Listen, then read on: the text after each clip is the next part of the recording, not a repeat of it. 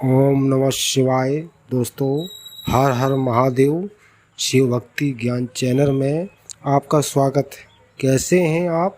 आपके स्वस्थ जीवन की मंगल कामना करते हुए आज बात करते हैं प्रदीप मिश्रा जी के मुखारबिंद से सरल व अचूक उपाय। नवरात्रि का व्रत, नवरात्रि की उपासना सबसे पहले किसने करी थी? भगवान राम।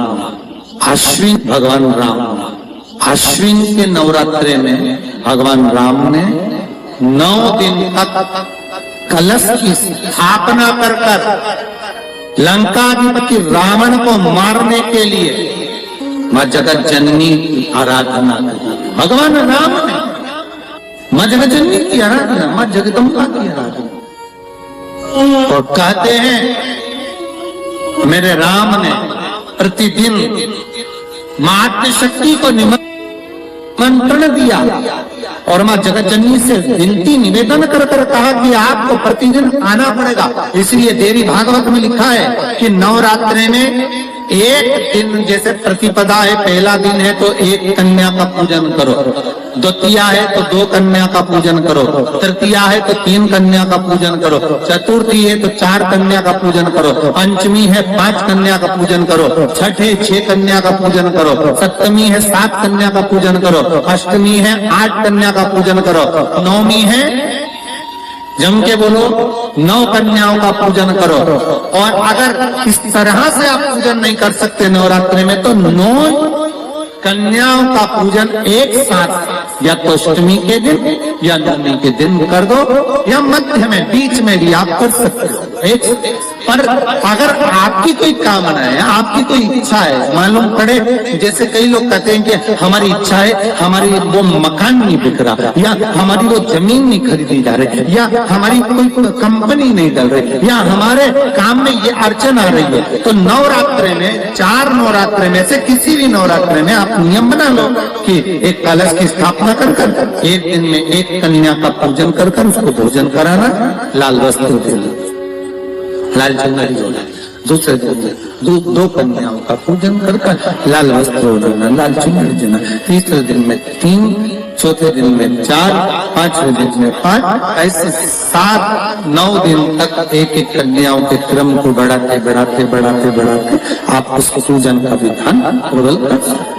आज किसी का फोन था सुबह, तो कोई कह रहे थे कि हमें गुरुजी से बात कराओ, तो समीर जी ने बताया कि फोन आया था और वो बोल रहे थे कि हमें नवरात्रि में अगर मान लो कोई साधना करना हो तो कौन सी साधना करना चाहिए, हम किसकी आराधना करें, हम 9 दिन तक किसकी साधना करें। तो अगर बन सके तो देवी भागवत में सबसे सुंदर साधना यही है कि हम एक दिन में एक कन्या के चरण धोकर पूजन कर उस कन्या को भोजन कराकर उसका स्मरण करे रहे।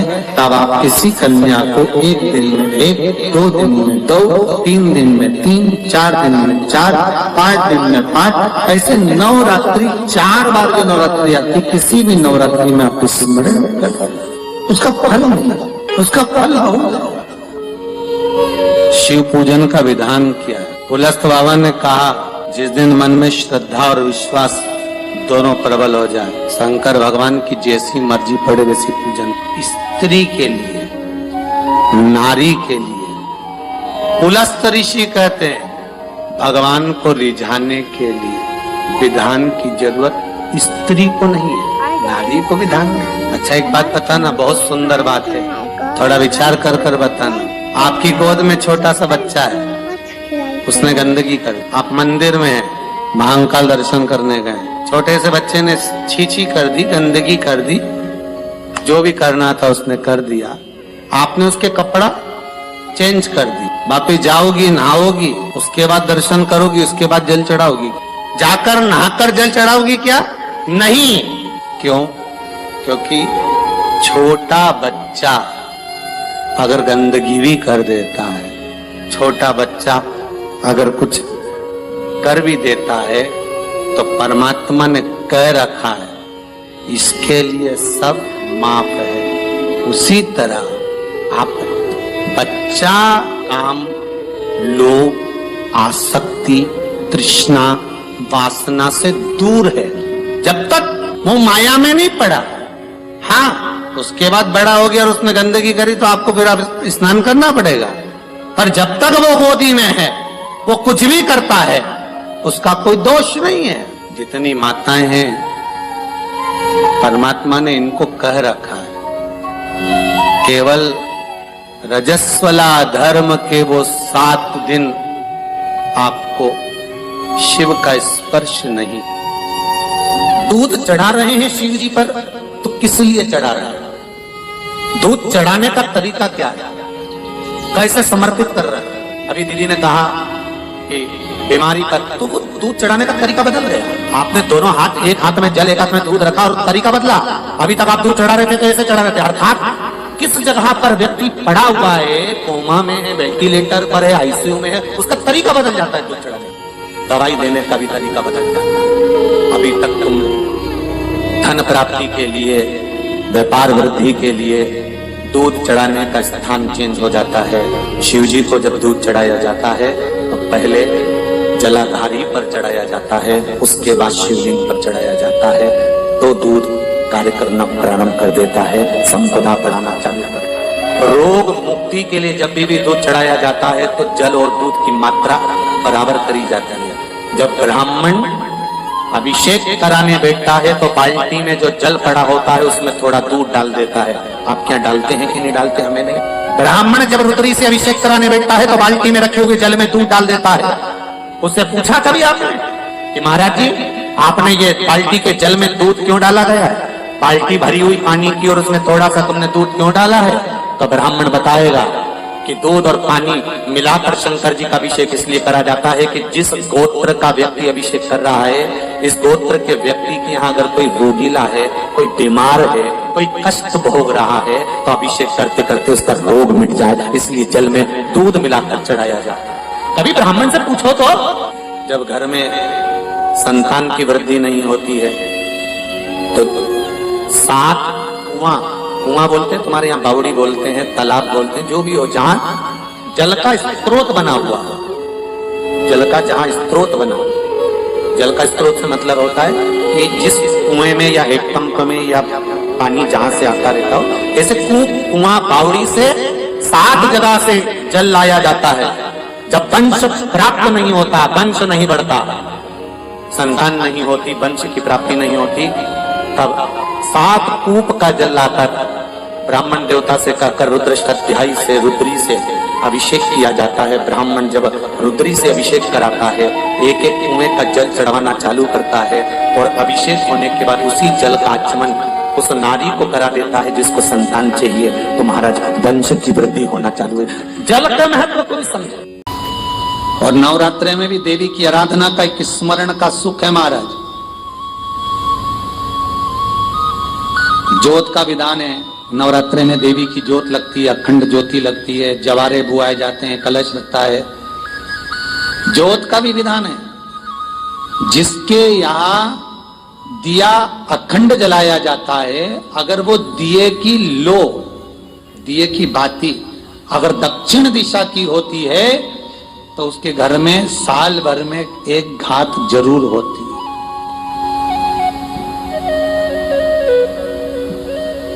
जो दिया अखंड जलता है उसकी बाती का मुख दक्षिण का नहीं होना चाहिए। अगर आपने देवी भागवत का स्मरण करा हो, देवी भागवत को अगर सुना हो, तो देवी भागवत में स्पष्ट किया गया कि पूर्व की ओर मुख करा हुआ दिया, अर्थात पूर्व की ओर ज्योत जो जलाई जाती है वो संपदा की वृद्धि करती है। पश्चिम की ओर मुख कर जो ज्योत लगाई जाती है महाराज, वो वैभव को देती है। और उत्तर की ओर जो मुख कर ज्योत जलाई जाती है, उत्तर की ओर जो ज्योत का मुख रहता है वो आयु की वृद्धि करती है, घर में अकाल मौत को रोकती है।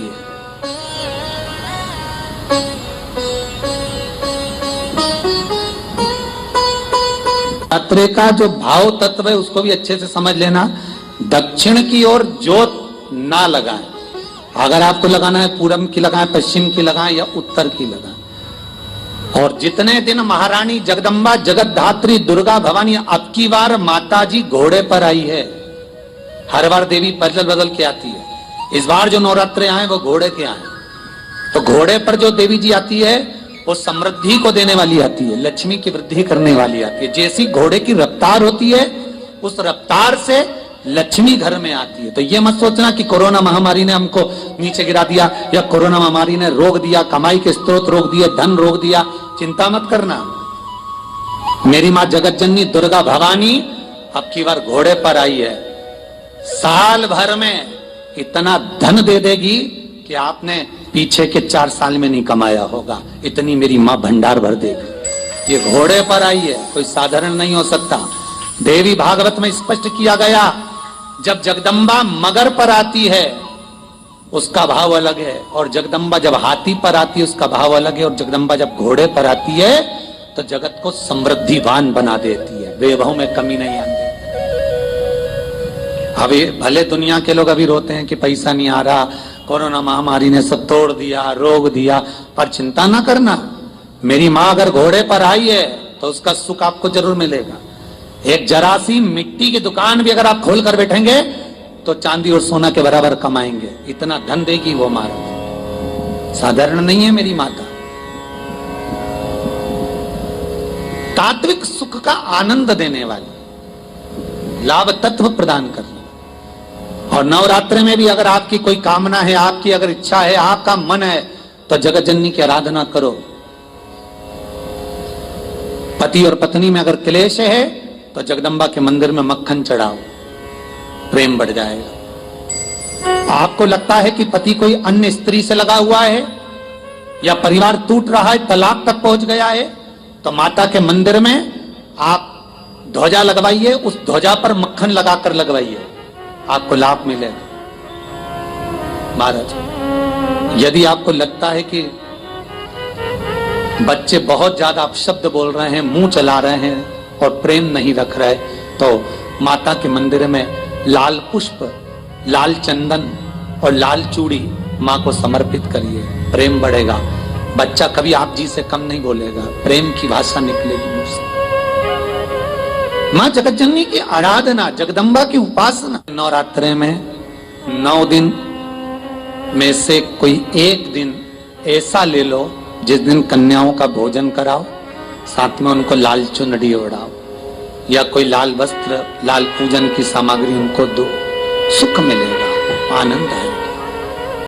हम आशा करते हैं कि भगवान शिव आपकी सभी मनोकामना पूर्ण करें। इस उपाय को करना ना भूलें। आज बस इतना ही, फिर मिलते हैं नेक्स्ट वीडियो में। दोस्तों, वीडियो अच्छी लगी हो तो सब्सक्राइब और लाइक ज़रूर करें। ओम नमः शिवाय दोस्तों।